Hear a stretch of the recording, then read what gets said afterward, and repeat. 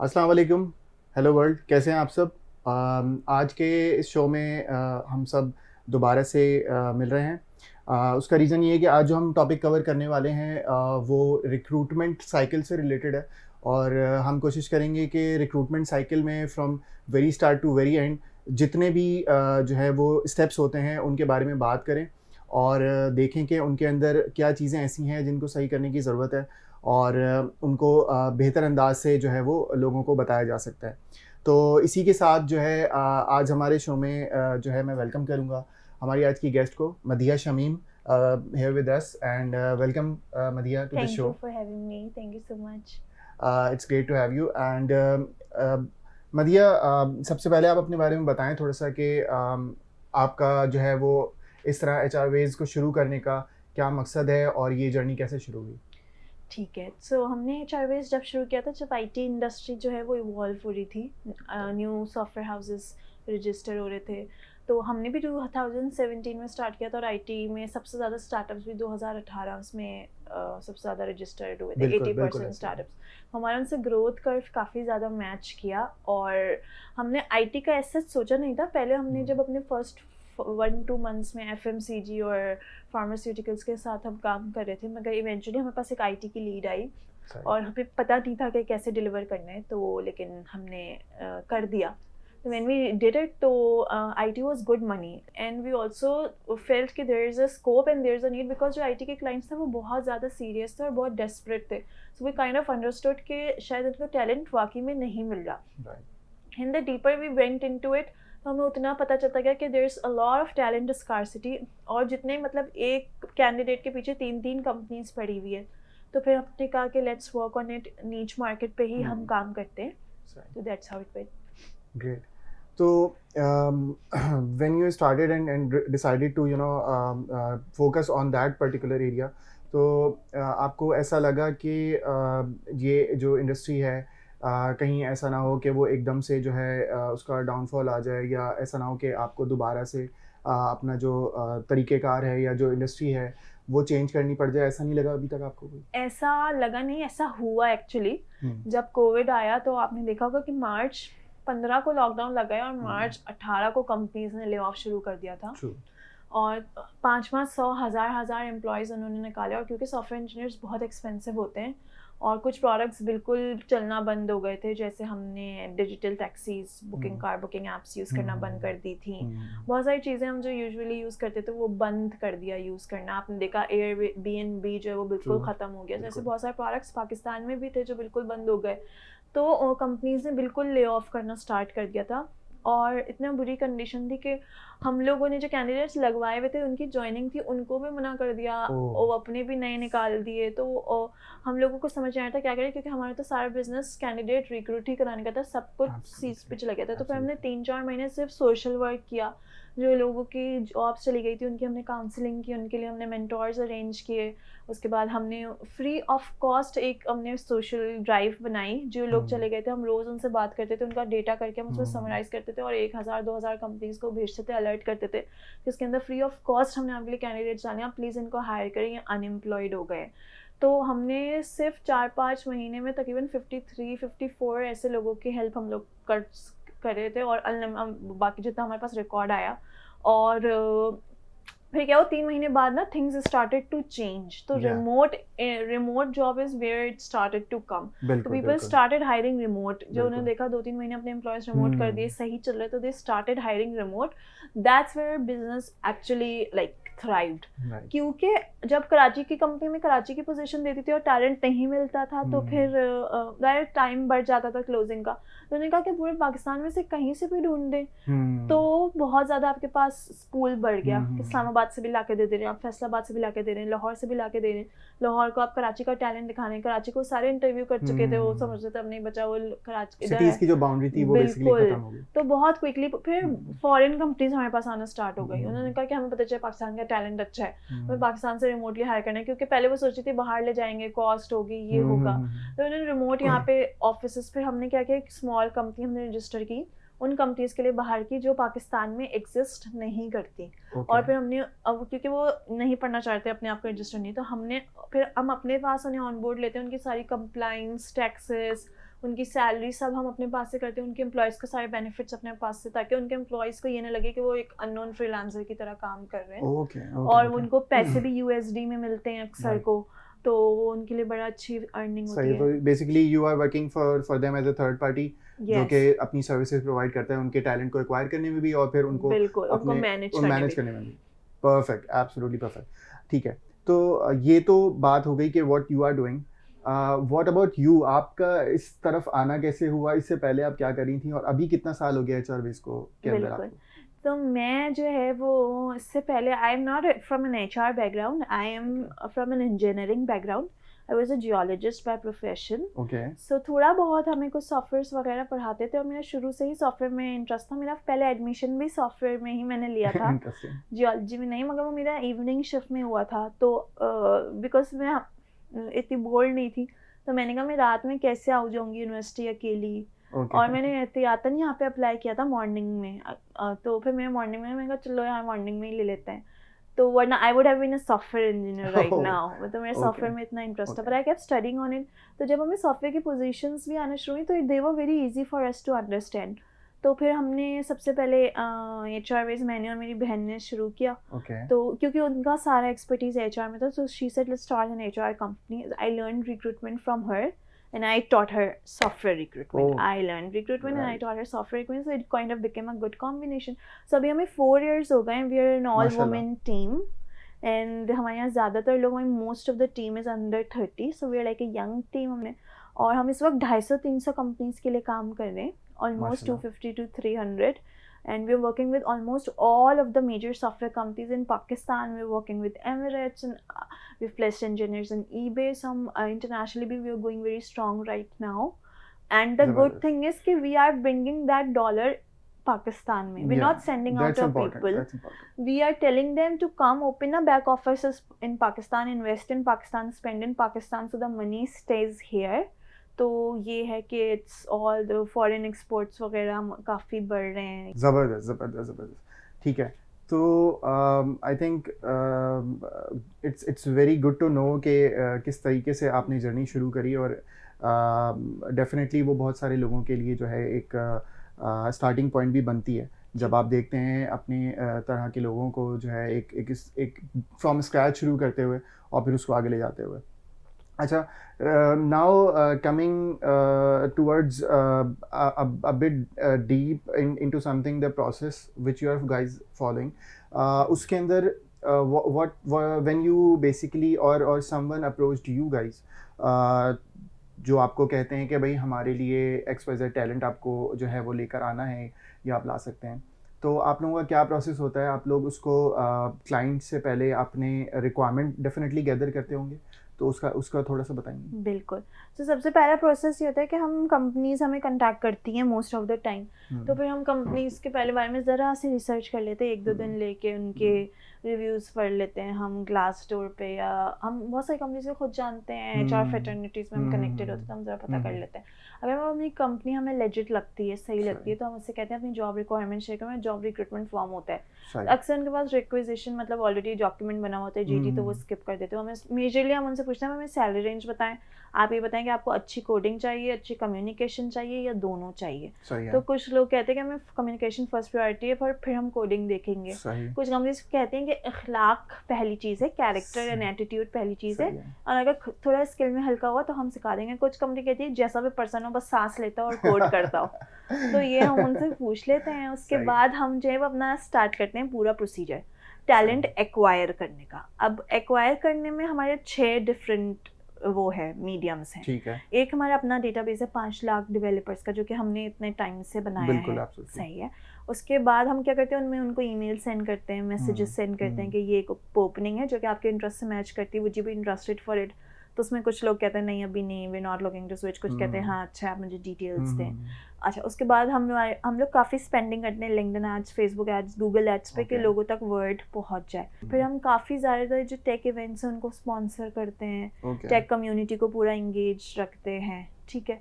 तो ये सारे न्यूज़लेटर्स वगैरह जाते हैं, तो it's a lot of work, क्योंकि हम इतना सारा काम इसलिए करें, एक कंपनी कभी भी एक पर्सन हायर करने के लिए इस लेवल की स्पेंडिंग नहीं करेगी। ये जो मैं आपको स्पेंडिंग बता रही हूँ ये मिलियंस में जाती है सिर्फ टैलेंट एक्वायर करने के लिए, क्योंकि सॉफ्टवेयर इंजीनियर अप्लाई नहीं करता, ठीक है, मोस्ट ऑफ द टाइम वो अप्लाई नहीं करते, दे आर मोस्टली पैसिव, मतलब दे आर माशाल्लाह सो वेल फेड, उनके पास इतनी ज़्यादा अपॉर्चुनिटीज है, they are hardly looking for new one, so you actually have to knock them out के ये वाली देख लो, ये तुम्हारे लिए वाकई अच्छी है, तुमने कहा था मुझे AWS पे काम करना है, यहाँ पे बहुत अच्छा AWS पे काम है, so you have to get very in personal perspective में उनको जाके अच्छी रिलेशनशिप रख के फिर हम उनसे कंटैक्ट करते हैं। तो हम कंपनीज को पहले कहते थे कि हम आपको कोई 40-50 रेज्यूमे नहीं दे सकते, सही है, और हम अपना भी टाइम, हमारा पर्पस है कि हम उनका भी टाइम बचाएं अपना भी, तो हम उनको 7 बेस्ट स्क्रीन्ड रेज्यूम्स देते हैं। अच्छा। तो ये जो पूरा हम ये सारे मीडियम्स यूज करके यूजुअली प्रोसेस हमारी होता है कि हम 40-50 रेज्यूम्स लेते हैं, then we start in getting in a conversation with them, call पे, जूम पे, एंड देन हम उन्हें अपॉर्चुनिटी के बारे में बताते हैं इंजीनियर्स को, सही है। सो बहुत सारे इंजीनियर्स होते कहते हैं अभी हम इंटरेस्टेड नहीं है, उनको हमने हटा दिया, वो कहते हैं हमारा यहाँ पे इंटरव्यू तो 7 प्रोफाइल्स आपको मिल जाती हैं?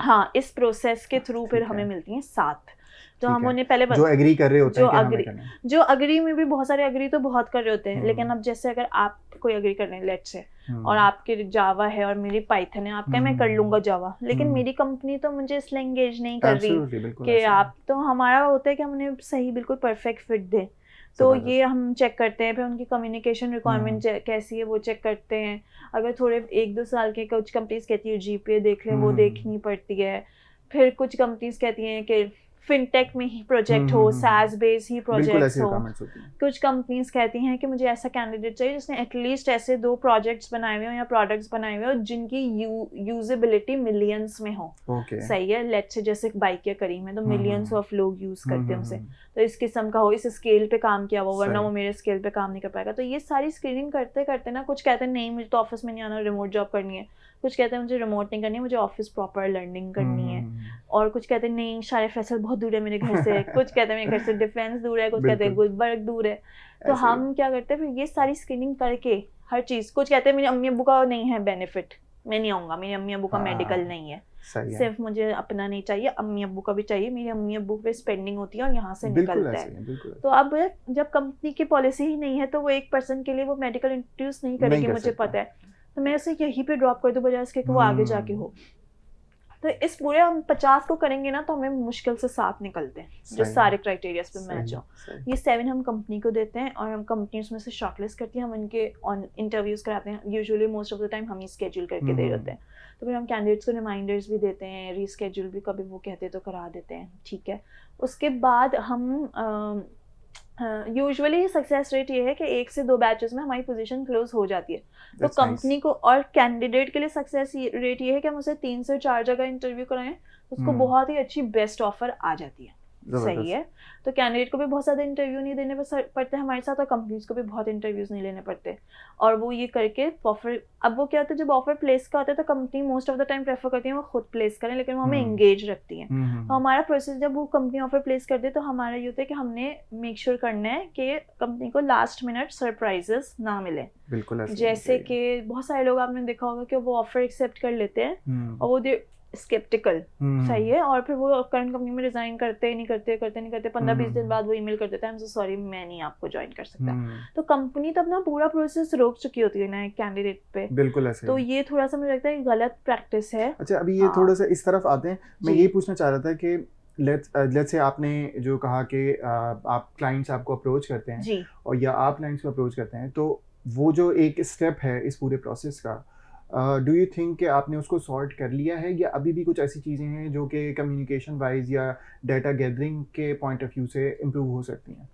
नहीं, डेफिनेटली हमारे क्लाइंट्स ऑन बोर्डिंग तो हमारी पूरी सॉर्टेड है, लेकिन कैंडिडेट एक्सपीरियंस वाला जो है या कैंडिडेट एक्विजिशन है वो उसमें बहुत ज़्यादा रूम फॉर इम्प्रूवमेंट है। हम बहुत ज़्यादा सर्च करते हैं कि इस लेवल का एजेंसी सॉफ्टवेयर हो कि कैंडिडेट को हम 1-1 मिनट की अपडेट दे सके, उसका अपना डैशबोर्ड हो वो खोल के अपनी डिफरेंट कंपनीज में स्टेटसेस देख सके। तो इस किस्म का सॉफ्टवेयर अभी तक मैंने दुनिया में नहीं देखा, मुझे 2-3 दिखे हाँ, आप क्लाइंट की बात करें, कैंडिडेट साइड की, कैंडिडेट के लिए, कैंडिडेट के लिए, क्योंकि देखिए क्लाइंट के लिए तो सारे सॉफ्टवेयर क्लाइंट के लिए हमने अब इंटरनल भी हैं। अब प्रॉब्लम ये होती है कि क्लाइंट तो भाई हमेशा ही हैप्पी रहता है, उससे तो सिर्फ रिसोर्स चाहिए जी। सही है। कैंडिडेट जो थोड़ा सा फ्रस्ट्रेट हो जाते हैं, कहते हैं अब हम 25-30 लोग हैं, हमारे इतने ज़्यादा इंटरव्यूज होते हैं, हमारे लिए सबको बहुत मुश्किल हो जाता है अपडेट करना कि आप यहाँ पे सेलेक्ट हो गए, रिजेक्ट हो गए। सो इन्होंने हम रिजेक्ट बताते हैं, वो रीज़न भी पूछते हैं लर्निंग का। तो हम ऑब्वियसली हम हमेशा से कोई अगर किसी के पास है तो हम बताएं SaaS बेस्ड कोई सॉफ्टवेयर सर्च करें कि हर कैंडिडेट अपना लॉगिन हो, अपना हर कंपनी में कमेंट खुद देखे, इंटरव्यू स्टेटस खुद देखे, वहाँ पे उसको ऑप्शन हो कि वो डायरेक्ट अपना कमेंट छोड़ सके कि अगर नहीं आपको मेरे बारे में ऐसा लगा है क्या मैं री इंटरव्यू, बहुत सारे लोग कहते हैं कि प्लीज उनसे कहे क्या मैं री इंटरव्यू प्रिपेयर होके दे सकता हूँ। तो कुछ कंपनीज ने अकोमोडेट भी किया, वही बंदे दोबारा प्रिपेयर होके आके बेटर होके हायर हुआ है। If I am getting this right, आपका कहने का मकसद ये है कि अगर एक कैंडिडेट मल्टीपल पोजीशंस के लिए अप्लाई करता है, ठीक है, और उसको तमाम पोजीशंस के बारे में स्टेटसेस देखने हों, या उस पोजीशन में उसको रिजेक्ट किया, एक्सेप्ट किया, ठीक है, वो उसके पास कोई सिंगल प्लेटफॉर्म होना चाहिए जहाँ पे उसको सारी इन्फॉर्मेशन एक ही जगह पे मिलेगी, विच मेक सेंस डेफिनेटली। हम लोग भी जो है वो कभी कभार उस प्रोसेस से गुजरते हैं कि डिफरेंट, हमें अक्सर याद भी नहीं रहता कि 2 महीने पहले किसकी कॉल आई थी, और फिर उसके बाद दोबारा से उसको रिकॉल करना पड़ता है या ईमेल्स गो थ्रू करनी पड़ती हैं। ये तो बिल्कुल आपने सही कहा। इसके अलावा when you reach out to the candidate, तो डू यू थिंक कि वहाँ पे वो जो कमिट करते हैं या जो उनकी जो बेसिकली जो कम्युनिकेशन है with you and then after you obviously the client जिसके लिए आप अप्रोच करते हैं उसको, डू यू थिंक कि वो कभी ऐसा हुआ कि कोई ऐसा केस हुआ हो जिसमें आप लोगों को लगा हो कि यार ये कैंडिडेट ने क्या कर दिया? बहुत सारे लोग मिसकमिट भी करते हैं। हाँ, बहुत सारे ऐसे केसेस होते रहते हैं। देखिए जहाँ ह्यूमन है तो वहाँ ह्यूमन एरर भी एग्जिस्ट करता है। तो हमने अपना कोई प्रोडक्ट या कोई कमोडिटी तो बनाई नहीं, we are selling humans to other humans. तो बहुत सारे लोग मिसकमिट भी करते हैं, गलत बयानी भी करते हैं, और बहुत अफसोस होता है जब हम लोग ये देखते हैं, क्योंकि इतनी अच्छी अच्छी उनकी प्रोफाइल्स होती हैं, वो इतने एजुकेटेड होते हैं, but at the end of the day हम भी फिर क्लाइंट को ये समझाते हैं कि they are just humans, so they are trying to bargain a better deal for themselves, let's just give them the edge. कुछ लोग वही, जैसे मैं आपको अनप्रोफेशनलिज्म बता रही थी कि आपको अगर ऑफर नहीं समझ आ रही है आप डिक्लाइन कर दो, don't keep them hanging for 15-20 days. लोग बहुत मेहनत से बिजनेसेस बनाते हैं, इंटरनेशनल क्लाइंट्स लाते हैं, और 90% सॉफ्टवेयर हाउसेस का सारा काम है इंटरनेशनल। तो जो बाहर के लोग होते हैं, since I have started working with them, they are so, मतलब उन बहुत पंक्चुअल होते हैं अपने टाइम के। वंस दे कमिट तो अगर हमने उनको कमिट कर दिया कि developers on being onboarded on your product और प्रोजेक्ट इस पे, और फिर वो कंपनी ने बता दी कि आई एम सॉरी वो बंदा इधर चला गया उधर चल गया, तो दे काइंड ऑफ पूरी कंट्री का इमेज खराब होता है। वो इनके साथ भी काम नहीं करेंगे और हमारे मुल्क में और भी किसी के साथ काम नहीं करेंगे। वो हम लोग को ये बात समझने की जरूरत है कि हम लोग सिर्फ उस मिस कमिटमेंट से या उस, अगर हमने डिसीजन बना लिया है तो हमें, बहुत सारे लोग ये भी करते हैं उसको होल्ड करके रखते हैं। बिल्कुल सही है। तो जहाँ ये ज़रूरत है कि उस चीज़ को होल्ड करके ना रखें, वहीं ये भी ज़रूरत है कि आप ये भी सोचें कि आपके साथ आपके पूरे सराउंडिंग की इमेज आपके साथ चलती है, पूरी समटाइम इंडस्ट्री की, और उसके समटाइम्स पूरे मुल्क की इमेज आपके साथ चलती है। तो अगर एक कोई ऐसा क्लाइंट है जो US से, UK से, यूरोप से, कहीं से भी आ रहा है, और वो उसके साथ कोई 1 या 2 भी ऐसे इंसिडेंट हो जाते हैं, तो आई एम वेरी श्योर कि वो कभी भी पाकिस्तान लौट के नहीं आएगा। उसको लगेगा कि वहाँ यहाँ पे सब इसी तरह मिसकमिट करते हैं और इंफॉर्मेशन को जो है वो रोक के रखते हैं। तो डू यू थिंक कि उस चीज़ को बेहतर करने के लिए हम क्या सजेस्ट कर सकते हैं? बिल्कुल, तो इसमें तो हमें खुद भी अच्छा करना चाहिए, लेकिन HR कंपनीज को या HR प्रोफेशनल्स को थोड़े से एडिड स्टेप्स लेने होंगे, क्योंकि ये एक बैड प्रैक्टिस अब आ गई है। तो हम लोग ये स्टेप लेते हैं कि हम कैंडिडेट से खुद ही कहते हैं कि आप अपना अप्रूव्ड रेजिग्नेशन हमें शेयर कर दें, करंट एम्प्लॉयर अगर अप्रूव कर दिया है तो, और ये हम सिर्फ 4-5 दिन का टाइम देते हैं ऑफर प्लेस करने के बाद। ठीक है, सही है। अगर वो उसके बाद शेयर नहीं करते तो we are an HR company and we know everybody is just a call away. So then we tell them कि अगर देखो हमें डाउट है, because we are charging from the company, we are working for them, so we have to do a reference check, so we'll reach out ourselves and ask your company. तो बहुत सारे लोग कहते हैं कि हाँ उन्होंने हमें वर्बली अप्रूव कर दिया, ईमेल पे नहीं, कि आप पूछ लें कोई मसला नहीं है। तो हम पूछ लेते हैं, फिर हमारे पास एक रेफरेंस चेक है, फॉर्म है, तो हम वो भी पूछते थे, हालांकि हम कोई पर्सनल क्वेश्चन नहीं पूछते, हम ये पूछते कि कैंडिडेट का एप्टीट्यूड कैसा था, लर्निंग एप्टीट्यूड, एटीट्यूड कैसा था, और क्या इसने आपको प्रॉपर्ली रिजाइन किया है, तो दैट्स इट।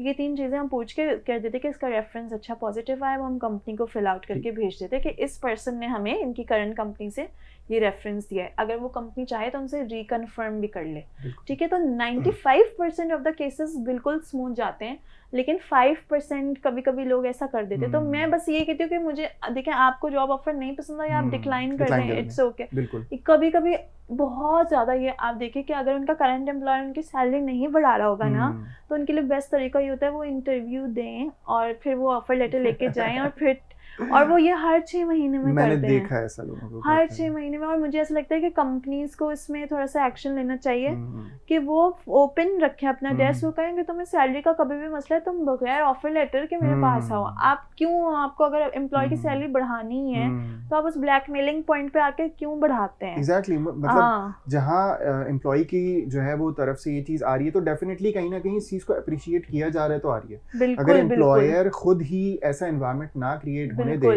कि जिसमें आपको जो है ब्लैकमेल की हद तक जाना पड़े, which is very very worst, तो उसकी ज़रूरत ही ना पेश आए। एम्प्लॉयर उस तरह से ओपन हो लिसनिंग के लिए एटलीस्ट, और उस अपने एम्प्लॉय की बात को समझने के लिए, और एक ऐसी पार्टनरशिप आई थिंक बिल्ड करनी चाहिए जहाँ पे म्यूचुअल अंडरस्टैंडिंग से चीज़ें डिसाइड हो, ना कि ब्लैकमेलिंग से। एंड इवेंचुअली जो बात मैं पहले भी कर रहा था कि जो एक इंसान की अपनी पर्सनल इमेज के ऊपर इफेक्ट करता है, उसके साथ साथ जो है वो जैसे आपने उनको अप्रोच किया, ठीक है, तो जब आपके साथ कोई ऐसा करेगा तो आप नेक्स्ट टाइम उसको अप्रोच करते हुए 10 दफ़ा सोचोगे कि यार ये बंदा इतना अनप्रोफेशनल है, मैं इसके साथ कभी काम नहीं कर सकती। और वो कंपनी भी डेफिनेटली उसका ट्रैक रिकॉर्ड रखती है और फिर देखती है कि भाई इसके साथ जो है ये हमें पहले इश्यूज आए थे। And I totally trust you on that कि इंडस्ट्री हमारी इतनी छोटी है कि वो कहीं ना कहीं किसी ना किसी के थ्रू बात पता चल जाती है, और फिर वो जो है वो आपके लिए आपके अपने लिए खराब होता है लॉन्ग टर्म के अंदर। नहीं, आप यकीन नहीं करेंगे कि एचआर के व्हाट्सएप ग्रुप्स बने हुए हैं, कम्युनिटीज बनी हुई, इवेंट्स बने हुए हैं, और वो जब आपस में मिलते हैं और तो वो कहते हैं कि तुम्हें पता है तुम्हारी कंपनी के एक से मुझे किया ऑफर ली, तुम्हारे पास आ गया, बढ़ाना नहीं उसके ऑफर, कहते हैं यार अब तो मैंने बढ़ा दी। तो वो इस किस्म आपको पता नहीं चलता, और वो ग्रुप पे शेयर करते हैं कि ये इंतहाई ब्लैकलिस्टेड कॉन्टैक्ट है, ऐसे कोई ना करे। आपको आप बस बैठ के सोच रहे थे मुझे कॉल्स एकदम से आना बंद क्यों हो गई है। कभी कभी जो है मुझे ऐसा लगता है कि थोड़ा सा मकाफत अमल होता है कभी कभी कि हमें पता ही नहीं चलता, लेकिन हो जाता है। तो मुझे ऐसा लगता है कि अगर आपको अपनी सैलरी से प्रॉब्लम है, अपने बॉस से स्ट्रेट जाके बोलें, सही है, स्ट्रेट। अगर आपकी कंपनी आपको उस वक्त मार्केट कंपेटिटिव नहीं दे रही और ऑफर लेटर पे दे रही है, तो आप भी गलत कर रहे हैं और आपको अब कंपनी में रुकना भी गलत है, सही है। तो क्योंकि अगर कंपनी को आपकी वर्थ पता है तो वो आपको पहले से देगी। ये थोड़ी है कि आप ऑफर लेटर दें, एक ब्लैकमेलिंग गंदा प्रोसेस करें और फिर जाके बढ़ाएं। आप इससे बेहतर उस कंपनी को जाके ज्वाइन कर लें जो आपको वाकई वैल्यू कर रही है, आपको वाकई एक एज दे रही है। और नहीं, और फ्रैंकली क्योंकि मैं खुद प्रोसेसेस का हिस्सा रहा हूँ, तो ये बात मुझे बहुत अच्छी तरह पता है कि जब आप ऑफर कहीं और की लेकर जाके दिखाते हो और फिर आपको कंपनी क्रॉस करती है, तो वो कहीं ना कहीं उसको वो रोक तो लेती है एट दैट टाइम आपको, लेकिन वो जो है आप, मुझे नहीं लगता एथिकली कि आपकी वो वैल्यू रह जाती है किसी की भी नज़र में कि यार मतलब अगर इसको वैल्यू समझ आ रही थी अपनी तो इसको मूव आउट कर जाना चाहिए था, और अगर नहीं तो फिर उसको ऑफर लेके जाने की जरूरत नहीं है। आप जाके इनिशियली आप अपनी कंपनी से बात करो और बोलो कि मैं मूव करने का सोच रहा हूँ क्योंकि मेरे साथ ये इश्यूज हैं, और हम इसको किस तरह अच्छे तरीके से डील कर सकते हैं। तो आई थिंक ये सबके बेनिफिट में होगा, आपका भी एक टाइम बचेगा, कंपनी का भी अपना टाइम बचेगा, और कैंडिडेट का भी डेफिनेटली अपना टाइम बचेगा।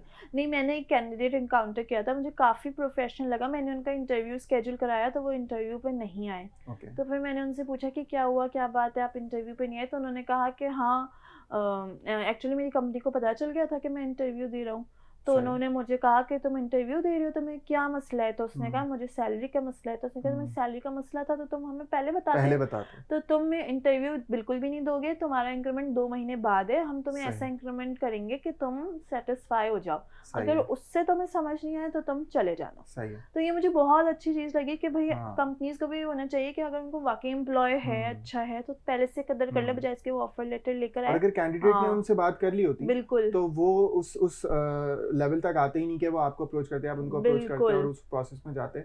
इससे एक और बात चीज़ जो है वो मेरे जहन में आई है, वो ये कि बहुत सारे लोग लेट्स से कि जैसे ये सिनेरियो है, इसके अंदर इन्फॉर्म नहीं करते एट द राइट टाइम ना। करेक्ट ठीक है कि फॉर एग्जांपल मैंने एक इंटरव्यू के लिए आना है, जी सही है, और मैं उस टाइम पे नहीं पहुंच सकता correct due to some emergency और सम अनएक्सपेक्टेड मीटिंग और कमिटमेंट, करेक्ट तो मैं सामने वाले को ज़रूरी ही नहीं समझता कि मैं उसको बता बता दूं दूं 1 घंटे पहले एटलीस्ट कि भाई मैं नहीं आ पाऊंगा, मेरे बिल्कुल साथ ये इशू है, जो बिल्कुल कि वैलिड भी हो सकता है, हम इंसान है, कुछ ना कुछ तो चलता ही रहता है हमारे साथ। बिल्कुल ये डू यू सी कि ये भी एक प्रॉब्लम है, बहुत सारे लोग मिस कमिटमेंट अलग जगह, झूठ बोलना या ना वो अलग जगह, लेकिन इन्फॉर्म तक करना जरूरी नहीं समझते। आपको मैं बताऊं कि बहुत ज़्यादा है ये, बहुत ज़्यादा, थोड़ा नहीं बहुत ज़्यादा।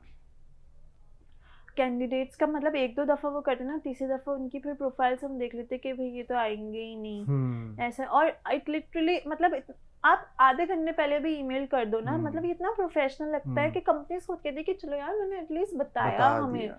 बताना। मतलब आप ये भी लिख दो दूसरी ऑफर आ गई, आप लिख दो मुझे दूसरी ऑफर आ गई, मैं नहीं आऊंगा, मेरी कंपनी मना कर रही है, मैं नहीं दूंगा बिल्कुल इंटरव्यू, बिल्कुल। मुझे रीस्केड्यूल कराना है, कोई मसले की बात नहीं है। जैसे आपने भाई कम्युनिकेशन जैसे कि एटलीस्ट आप कम्युनिकेट कर दे, कम्युनिकेट इट कर दो। डजंट हर्ट कि आप अपने एक रिक्रूटर को एटलीस्ट हाँ कुछ भी नहीं, आप एक हाँ, टेक्स्ट छोड़ दो बिल्कुल। कि इट्स ऑन रिकॉर्ड कि आपने इन्फॉर्म किया। तो अनइन्फॉर्म जो है वो किसी को घोस्ट करना ये थोड़ा सा गलत बात है। आप अपने पे रख के सोचे कि आप बिल्कुल ऑनलाइन बैठे हुए हैं और बिल्कुल। इंटरव्यूअर ना आए और फिर वो बोलते हैं कि सॉरी यार मैं तुम्हें हायर करने में इंटरेस्टेड नहीं हूँ, so it kind of feels insulting and bad क्योंकि आपने अपना टाइम इन्वेस्ट किया, टाइम वो इन्वेस्ट कर एक्सपेक्टिंग समबडी ओवर देयर। नहीं नहीं, I think I truly understand, because हम अक्सर यही हो रहा होता है कि अपना टाइम निकालते हैं दिन में 2 इंटरव्यूज़, कभी 3 इंटरव्यूज़, फिर 2 मीटिंग्स, फिर अपना काम, सारी चीज़ें मैनेज कर रहे होते हैं, और बीच में ऐसा होता है, कभी मेरे साथ तो ऐसा हुआ है कि एक दिन में मेरे 2 इंटरव्यूज़ थे और दोनों ही कैंडिडेट नहीं आए, तो वो फिर दिन एक तरह से लगता है पूरा ही वेस्ट हो गया, बिल्कुल और वो एक अजीब सी एक सिनेरियो क्रिएट हो जाता है। बिल्कुल ऐसी है। ठीक है, तो सिंस आप 4 साल से इंडस्ट्री में हैं, बहुत सारी हायरिंग कर रही हैं और बहुत सारे लोगों को डील करती हैं डेली बेसिस के ऊपर, तो ये सवाल यहाँ पे बहुत रेलेवेंट बनता है कि उसमें से फीमेल कैंडिडेट्स और मेल कैंडिडेट्स का रेशो क्या है? सही है। वैसे मैं आपको बताऊँ कि हमारी इंडस्ट्री की अच्छी बात है कि वो फीमेल कैंडिडेट्स को बहुत ज़्यादा वेलकम करती है। IT industry unlike any industry, IT industry female candidates को बहुत ज़्यादा वेलकम करती है। आईटी इंडस्ट्री में आपको वर्किंग वुमेन मिलेंगी, वर्किंग मदर्स मिलेंगी जो अपने बच्चों को लेके ऑफिस आ रही होती है, उन्होंने उनके लिए डे केयर से अकोमोडेट किए हुए हैं, उनको ट्रांसपोर्टेशन दिया हुआ है, वर्क फ्रॉम होम दिया हुआ है। तो फीमेल कैंडिडेट्स की बहुत ज़्यादा डिमांड है, लेकिन बहुत कम प्रोपोर्शन है। ज़्यादातर लड़कियां पढ़ के घर पे बैठ जाती हैं सारी इंडस्ट्रीज की तरह। सिर्फ आईटी ऐसी है जिसमें वो वाकई वो शादी के बाद भी कंटिन्यू करिए, तो मुझे लग रहा है और भी लड़कियों को करना चाहिए। सही है। ऑफिस वर्क फ्रॉम होम, बहुत लड़कियां बहुत ज़्यादा वर्क फ्रॉम होम एक्सपेक्ट करती हैं, विच इज़ फाइन, उनके घर पे बहुत रिस्पॉन्सिबिलिटीज़ होती है। मुझे ऐसा लगता है 1-2 दिन आप हाइब्रिड रखिए, 1-2 दिन आए, 2-3 दिन वर्क फ्रॉम होम करें, क्योंकि जब आप ऑफिस में आते हैं बहुत सारे लोगों से मिलते हैं, तो हर चीज़ आप कंप्यूटर इंटरनेट से नहीं सीख सकते, एक दूसरे की पर्सनालिटी से, सोशल इंटरेक्शन से। बहुत मुझे याद है जब मैं कोविड में घर पे रही थी 7-8 महीने, तो मैंने मतलब बिल्कुल सेल्फ केयर छोड़ दी थी, और बिल्कुल कोम करना ही, मैंने सुबह उठे अमेज़न में ब्रश किया, लैपटॉप ऑन किया, दैट्स इट, कोई परवाह नहीं है। And I think the technical skills तो आप फिर भी आज के दौर में आप बैठ के यूट्यूब या डिफरेंट प्लेटफॉर्म से द सॉफ्ट स्किल्स जो होती हैं वो आप लोगों से ही सीख सकते हो बेहतर तरीके से, जिनसे आप चीज़ें जो है अडॉप्ट कर सकते हो, और वो ही आपको जो है लॉन्ग रन में काम भी आती हैं इन डिफरेंट वेज, क्योंकि कोई भी मैंने आज तक ऐसा नहीं देखा कंपनी जो कि आपको सिर्फ इस बेसिस पे रख रही है कि भाई आपको अच्छी कोडिंग आती है, you are a good programmer. हाँ, आप एक टाइम तक उस चीज़ को सर्वाइव कर लोगे विद योर टेक्निकल स्किल्स, लेकिन जैसे जैसे आप आगे बढ़ने लगोगे अपनी कैरियर में, आपको सॉफ्ट स्किल्स की उतनी ही ज़्यादा ज़रूरत पेश आएगी ड्यू टू द रिस्पॉन्सिबिलिटीज़ और डिफरेंट आप जो रोल होते हैं उनके लेवल के ऊपर। But coming back to the point, कितना परसेंटेज है अगर जी, मैं देखूं? अगर आप देखें तो females 15% होगा बस। 15, बहुत जस्ट कम, 15%? जस्ट 15%। वो भी मैं आपको बताऊं कि आईटी इंडस्ट्री, जैसे मैंने कहा, बहुत अकोमोडेटिंग है। वो लड़कियों को थोड़ा सा एज देती है। सब सॉफ्टवेयर हाउसेस चाहते हैं कि थोड़ी डाइवर्सिटी हो। लड़कियां जब ऑफिस में होती हैं ना, लड़कियां का, मैं वैसे बता रही हूँ, उनका नेचर है कि वो बड़ी डेडिकेटेड होती हैं, तो वो काम बहुत अच्छा करती हैं, दिल लगा के करती है। लड़कों का थोड़ा ऐसा होता है कि हंसी मजाक बहुत ज्यादा करते हैं, सिगरेट पीने चले गए, बाहर चले गए, तो वो वर्किंग, थोड़ा हाँ, सा ये कि उनके साथ कमिटमेंट इश्यूज थोड़े से कम होते हैं। I agree. हाँ, बहुत डेडिकेटेड। एक तो सब डिसिप्लिन्ड होती हैं, एक बात दूसरी दफा बोलने की। और ऐसा लड़कियां ना थोड़ी मेहनती भी होती हैं। हम देखें क्लास में भी फर्स्ट लड़कियां आ गई हैं, तो बड़े मेहनती भी बड़ी होती हैं लड़कियां। तो लोग कहते हैं, और तो अगर वो थोड़ी सी स्किल्स में कम भी होती है, तो मैंने देखा है कि वो कहते हैं कि मुझे लगता है ये पिक जल्दी कर लेगी, हमारा कोई सिखा देगा, उन्हें बुला लेते हैं, हायर कर लेते हैं। लेकिन स्टिल 15% है। 90% लड़कियां शादी के बाद या तो बहुत लंबा गैप लेती हैं या छोड़ देती हैं।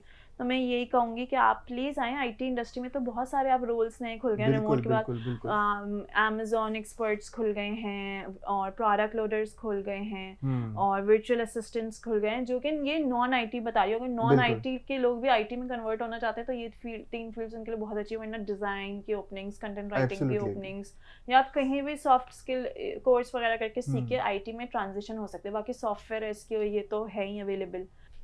ठीक है, तो डेफिनेटली आप ये बिल्कुल सही कह रही हैं कि ज़्यादा से ज़्यादा लड़कियों को जो है वो फील्ड में आना चाहिए, और अपने लिए भी डेफिनेटली कुछ ना कुछ करना चाहिए, और हस्बैंड्स को भी सपोर्ट करना चाहिए। बिल्कुल। क्योंकि अगर देखें, पढ़ी लिखी होती हैं वाइफ्स, जॉब कर रही होती है, तो वो अच्छा, आप उनके साथ मूव कर सकते हैं, वो आपको हेल्प कर सकती हैं, आपका शेयर कर सकती है बर्डन, और बच्चों को भी अच्छी तरबियत दे सकती है। डेफिनेटली। और आई थिंक अगर दोनों काम कर रहे हैं और एक म्यूचुअल अंडरस्टैंडिंग के साथ काम कर रहे हैं, तो उस चीज़ को आगे जाके लॉन्ग रन में अपने बच्चों के लिए या खुद के लिए वो डिफरेंट तरीके से यूज़ कर सकते हैं, एज एन इन्वेस्टमेंट यूज़ कर सकते हैं, या जो भी उनका फर्दर प्लान है उसके लिए बहुत जो है कुछ किया जा सकता है। I totally agree with that. इसके अलावा एक दो पॉइंट्स और ऐसे हैं जो मैंने खुद देखे हैं, तो मैं चाह रहा हूँ उसके बारे में बात करें, ताकि लोगों को उसके बारे में पता चले कि मेरे साथ या मैंने जितनी चीज़ें देखी हैं उसके बारे में। अच्छा, तो हुआ यूँ था कि मैंने कुछ इस तरह के सिनेरियोज भी देखे कि लड़के जहाँ मैंने देखा कि मिसकमिट कर रहे हैं या इस तरह का चीज़ कर रहे हैं, लड़कियों में भी मैंने देखा कि बहुत सारी लोग ना मिसकमिटमेंट करती हैं, और उसकी रीज़न ये होती है, जो मैंने सॉर्ट की है वो क्योंकि वो एक लॉन्ग टर्म में, क्योंकि अगर आप शादी से पहले देखें लड़कियां काम कर रही हैं, तो उनको अगर ये पता है कि भाई 6 महीने में तो मेरी शादी हो जानी है और उसके बाद तो मुझे काम नहीं करना, तो वो उस चीज़ को बहुत ही लाइटली लेती हैं, ठीक है, जिसको कंपनीज पसंद नहीं करती, ठीक है। कंपनीज जब आपको हायर कर रही हैं, आपके अंदर इन्वेस्ट कर रही हैं, तो वो आपसे एक कमिटमेंट चाहती हैं, जो कि लॉन्ग टर्म होना भी ज़रूरी है एक हद तक। तो उनके जहन में भले वो 6 महीने कर रही हैं, कहीं ना कहीं ये परसेप्शन होता है कि मुझे तो थोड़ा टाइम निकालना है यहाँ पे, ठीक है, थोड़ी बहुत सेविंग्स करनी है और अपनी शादी करके घर बैठ जाना है। उसकी वजह से जो ट्रस्ट है वो कहीं ना कहीं कम हो जाता है, क्योंकि ये कुछ जगहों पे मैंने देखा है, जिसकी वजह से कंपनीज फिर ना अवॉइड करती हैं लड़कियों को हायर भी करना कुछ केसेस में, जिनको ये फील हो जाता है कि भाई इनका तो जो है वो लॉन्ग टर्म कोई प्लान नहीं है, और ये हमारे साथ कुछ ही टाइम तक जो है वो रहेंगी और फिर छोड़ के चली जाएंगी। What do you say about that? करती हैं ऐसा थोड़ा लड़कियां, डेफिनेटली नहीं करना चाहिए, नहीं करना चाहिए, लेकिन ये है कि करती हैं। और लड़कियां जो हैं वो, वैसे मैं बताऊँ, लड़कियों की हायरिंग थोड़ी इसीलिए मुश्किल होती है। लड़कियां जो है वो ज़्यादा कमिट करके शो अप नहीं होती, सही है, ज़्यादा कमिट क्यों, बहुत सारी दफ़ा आप इंटरव्यू रखाएंगे, कहेंगी अब्बू मना कर रहे हैं, सॉरी, सुबह बोल देंगी, अम्मी ने इजाज़त नहीं दी, सारे ऑफर लेटर साइन करके चली जाएंगी, अम्मी मना कर रही हैं कि इन हाउस जॉब नहीं करनी, सही है, या मेरी एंगेजमेंट आ गई, अब कोई प्लान नहीं है। तो लड़कियों के साथ ये ज़्यादा केसेस होते हैं शायद। और जो आप बात कर रहे कि सीरियस नहीं लेती क्योंकि शादी होने वाली थी कुछ टाइम के लिए, ये भी हमें काफ़ी कंपनीज ने रिपोर्ट किया है कि शादी के बाद या तो ऐसी हो गई हैं या शादी से पहले ऐसी हो गई थी। तो ये इश्यूज हैं लड़कियों कंपैरेटिवली इस मामले में। वंस आप एक अच्छा लड़का ऑनबोर्ड कर लें तो वो ये सोचता है कि मुझे घर चलाना है, तो वो बड़ी मेहनत करता है, डेफिनेटली ज़्यादा होती है उस सेंस में। एग्जैक्टली। तो ये लड़कियों के लिए ऑब्वियसली रूम फॉर इम्प्रूवमेंट तो है। अब जो हालांकि आप हायर नहीं करते तो एक्टिवली, फिर भी आपको पता है, इसका मतलब है कि ये काफ़ी कॉमन प्रॉब्लम है, हमें भी काफ़ी ज़्यादा इसकी कंप्लेन आती है। और ये लड़कियों के लिए डेफिनेटली रूम फॉर इम्प्रूवमेंट। और आप बिल्कुल सही कह रहे हैं, जो भी लोग लड़कियां हायर करने से हेसिटेट करते हैं वो सिर्फ इसीलिए करते हैं कि उनको लगता है कि अपना फुल टाइम कमिटमेंट नहीं दे पाएंगी। तो लड़कियों को जो है ना ये बिल्कुल ये बैरियर तोड़ना चाहिए और अच्छा सा, क्योंकि जब IT इंडस्ट्री ने इतना ज़्यादा अकोमोडेटिंग वेलकमिंग एटीट्यूड दे रही है तो उनको भी, और उनके प्रोफेशनलिज्म जैसे मैंने आपको बताया कि हार्ड वर्किंग ये उनका ये एटीट्यूड है, तो उनको ये शो ज़रूर करना चाहिए। ये नहीं, थोड़ा सा मैं तो ये भी देखा है कि कंपनीज ने डे केयर बनाए हुए जी हैं जी अपनी जी कंपनीज में, और वो हर तरह से जो एक फीमेल कैंडिडेट को जो है जिस तरीके से भी उनको फैसिलिटेट कर सकते हैं वो बिल्कुल करते हैं, बिल्कुल और आगे भी करना चाहते हैं। द होल पॉइंट इज़ कि आपको भी बहुत अच्छी तरह पता है कि स्टार्टिंग फ्रॉम हायरिंग और फिर उस कैंडिडेट को शुरू के टाइम में ग्रूम करना और उसको अपने साथ लेके चलना एक कॉस्ट बेयर करता है। तो बिल्कुल कोई भी कंपनी एक ऐसे कैंडिडेट के ऊपर अपनी वो कॉस्ट क्यों ज़ाया करेगी जिसके बारे में वो श्योर नहीं है कि वो उसके साथ लॉन्ग टर्म चलेगा या उसको बिल्कुल बीच में कहीं डिच कर जाएगा। तो वो आई थिंक सबको समझने की ज़रूरत है, क्योंकि अपॉर्चुनिटीज़ हैं। ऐसा नहीं एग्जैक्टली कि अपॉर्चुनिटीज़ नहीं है हमारे यहाँ।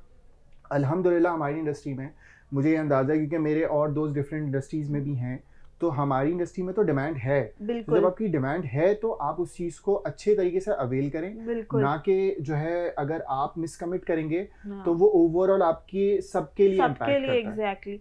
और मैं आपको बताऊं कि मैं कराची यूनिवर्सिटी से पढ़ी हुई हूँ, तो मैं जब सुबह आती थी तो मैं देखती थी, कभी कभी मुझे अफसोस भी होता था, मैं पॉइंट कभी यूज़ करती थी तो पॉइंट बहुत, आपने कराची यूनिवर्सिटी का देखा होगा कि बहुत बस समझे ऑक्सीजन आपको मिल रहा है ना, ये बड़ी बात है। सही बात है। इतना वो स्क्वीज हुआ हुआ होता था और सब आधे लटक रहे होते थे बाहर। तो पॉइंट में मतलब कोई 150-200 लड़कियां होती होंगी और मुश्किल से 30-35 लड़के होते होंगे। सही। ये हाल था पॉइंट्स का।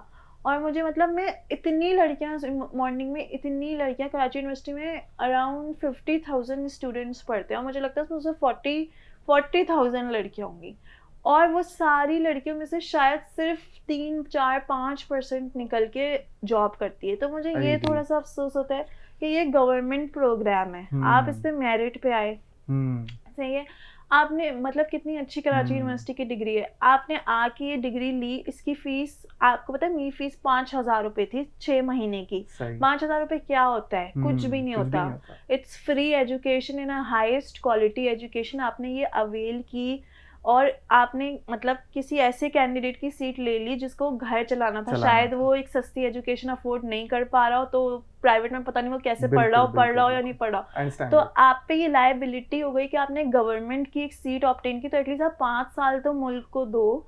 तो मुझे लगता है, मुझे बिल्कुल ऐसा लगता है कि अगर गवर्नमेंट इंस्टीट्यूट में आप जा रहे हैं सिर्फ रिश्ते के लिए, सिर्फ आपको रिश्ते वाली डिग्री चाहिए, तो आप प्राइवेट पढ़ लो, क्योंकि गवर्नमेंट को लाजमी लगाना चाहिए डॉक्टर्स पे, सारे इंपॉर्टेंट प्रोफेशन पे, कि आपने अगर गवर्नमेंट इंस्टीट्यूट का गवर्नमेंट का पैसा खर्च करके पढ़ाई की है तो 5 साल एटलीस्ट आप गवर्नमेंट को नौकरी करके दे। डेफिनेटली। और हमें पता है सबको कि सीट्स कितनी लिमिटेड हैं बिल्कुल गवर्नमेंट यूनिवर्सिटीज़ में हमारे पास, और कितने ऐसे जो हैं वो, मैं खुद भी बहुत सारे लोगों को जानता हूँ, लड़कों को खासतौर पे, जो अप्लाई करते हैं उनका नहीं हो पाता जी। और लड़कियां क्योंकि डेफिनेटली वो एक परसेंटेज में हमेशा लड़कों से ऊपर रहती हैं तो उनका एडमिशन हो जाता है। बिल्कुल। लेकिन वो जब हम प्रैक्टिकल फील्ड में आते हैं उसका बिल्कुल अपोजिट देखने को मिलता है, जहाँ पे जैसे आपने बोला कि रेशो इतना ज़्यादा होता है लड़कियों का, वो बिल्कुल अपोजिट हो जाता है, जिसकी वजह से मैं ये समझता हूँ कि वो क्वालिटी भी जो है ना इंडस्ट्री में नहीं आ पा रही है जो आ सकती है। अगर थोड़ी भी जो है वो विमेन उस चीज़ को कमिट करें और उस चीज़ को निभाएं,